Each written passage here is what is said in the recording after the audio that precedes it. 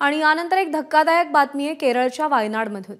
केरळातल्या वायनाडमध्ये भूस्खलन झाल्याची घटना घडली आहे आणि या दुर्घटनेमध्ये 43 जणांचा मृत्यू झालाय।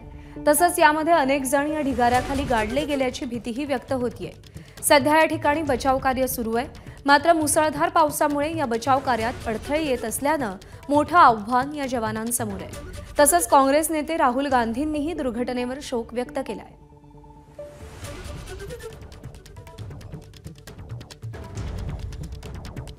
आतापर्यंत या दुर्घटनेमध्ये 23 जणांचा मृत्यू झालाय। घटनास्थळावर राहुल गांधी आणि प्रियंका गांधी उद्या भेट देतील अशी माहिती मिळतेय। वायनाड हा राहुल गांधी यांचा परंपरागत लोकसभा मतदारसंघ होता। 2024च्या निवडणुकीत ते वायनाडमधून लढले नाहीत, पण वायनाड ही राहुल गांधींचा मतदारसंघ अशीच ओळख होती आणि तिथे ही दुर्घटना घडली आहे। 43 जणांचा या दुर्घटनेमध्ये मृत्यू झाल्याची नवीन आकडेवारी आता समोर येतेय। अनेक जण अजूनही ढिगाऱ्याखाली गाडले गेलेत। जे अडकलेत त्यांना वाचवण्यासाठी युद्ध पातळीवर प्रयत्न सुरू असल्याचं कळतंय, पण सातत्यानं सुरू असलेला पाऊस, नद्यांना आलेला पूर याच्यामुळे या बचाव कार्यामध्ये अडथळे निर्माण होत असल्याचं पाहायला मिळतंय।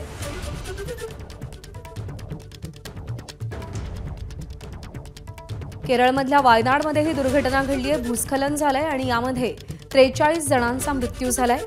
अनेक जण अजूनही या ढिगाऱ्याखाली गाडले गेलेत अशी भीती व्यक्त होतीये। सोमेश कोलगे आपल्याला अधिक अपडेट देतील। सोमेश, 43 जणांचा मृत्यू, एवढी मोठी दुर्घटना, सध्या वायनाडमध्ये काय परिस्थिती आहे घटनास्थळावर, आणि राहुल गांधी तिथे जाणार आहेत असंही कळतंय, त्याबद्दलचे अपडेट्स? प्रज्ञा, नक्कीच सध्या वायनाडमध्ये मोठ्या प्रमाणावर रेस्क्यू ऑपरेशन सुरू आहे। सध्या जी माहिती मिळते त्यानुसार 43 जणांचा दुर्दैवी मृत्यू झाल्याची माहिती ही गव्हर्नमेंटनी कन्फर्म केलेली आहे। आर्मीची टीम ही स्वतः जाणार आहे। आर्मीच्या टीमकडून, मेडिकल इंजिनियर ग्रुपकडून त्या ठिकाणी बचाव कार्य सुरू केलं जाणार आहे आणि राहुल गांधी आणि प्रियंका गांधी हे दोघे जण उद्या वायनाडला पोहोचतील आणि तिथल्या पीडितांसोबत या सगळ्यावरती बातचीत करणार आहेत अशी माहिती आपल्याला मिळते। अतिशय मोठी दुर्घटना आहे। सध्या संपूर्ण देशाची यंत्रणा ही या दुर्घटनेतील बचाव कार्याचा फॉलोअप करते। प्रज्ञा, सोमेश, धन्यवाद दिलेल्या माहितीसाठी।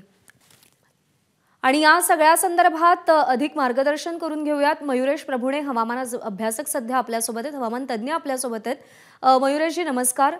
वायनाडमध्ये खूप मोठी दुर्घटना घडली आहे, अजूनही तिकडे पाऊस बरसतोय आणि त्यामुळे बचाव कार्यामध्ये मोठे अडथळे निर्माण होत आहेत।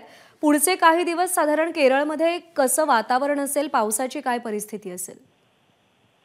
प्रज्ञा, पुढच्या 24 तासांसाठी तरी केरळच्या 5 जिल्ह्यांसाठी रेड अलर्ट दिला आहे एमडीने। पण ही घटना नेमकी कशी झाली हे समजून घ्यायला हवं। काल सकाळी अगदी 10 वाजल्यापासून तिथे जो केरळचा मध्य आणि उत्तर भाग आहे त्या भागांमध्ये अतिशय जोरदार सरी सुरू झाल्या आणि तेव्हापासून ते अगदी आज पहाटे 5-6 पर्यंत सातत्याने पाऊस कोसळत होता। ज्या भागामध्ये ही घटना घडली तो एकच भाग नाही, तिथे अनेक भाग आहेत। म्हणजे तुलना करायची झाली तर आपल्या इथला महाबळेश्वर सारखा भाग आहे की ज्याच्या वरच्या घाट माथ्याच्या वरच्या भागावर अनेक छोटी छोटी गावं वसलेली आहेत आणि त्याच्या दरम्यान काही टेकड्या आहेत। तर जशा आपल्याकडे दरडी कोसळतात की डोंगरकडा उंच असतो आणि तीव्र उतार असतो, तशीच ही स्थिती तिथे नाहीये। मात्र तिथे मातीची खोली खूप जास्त आहे आणि त्यामुळे आता ज्या आपल्याला दरडी दिसत आहेत ह्या मडफ्लो प्रकारच्या, म्हणजे ज्याच्यामध्ये पाणी खूप साचलेलं आहे, चिखल खूप साचलेला आहे। त्या भागातून लहान नद्या वाहत आहेत, त्यांच्या सोबत हे सगळं त्या उताराच्या दिशेने वाहून जात आहे। म्हणजे अगदी आपण जर उदाहरण घ्यायचं झालं की ज्या भागामध्ये या दरडी कोसळल्या आहेत तिथून जे मृतदेह निघाले ते अगदी खाली कालिकतच्या जवळ नद्यांमध्ये सापडलेले आहेत। तर अशा प्रकारची स्थिती आहे। खूप कमी वेळामध्ये जवळपास 250 ते 300 मिलीमीटर पाऊस झालाय, म्हणजे काही तासांमध्ये, आणि त्याचा परिणाम म्हणून आपल्याला ही दुर्घटना झालेली बघायला मिळते। मयुरेश, धन्यवाद या सगळ्या संदर्भात मार्गदर्शन केल्याबद्दल। एबीपी माझा, उघडा डोळे बघा नीट।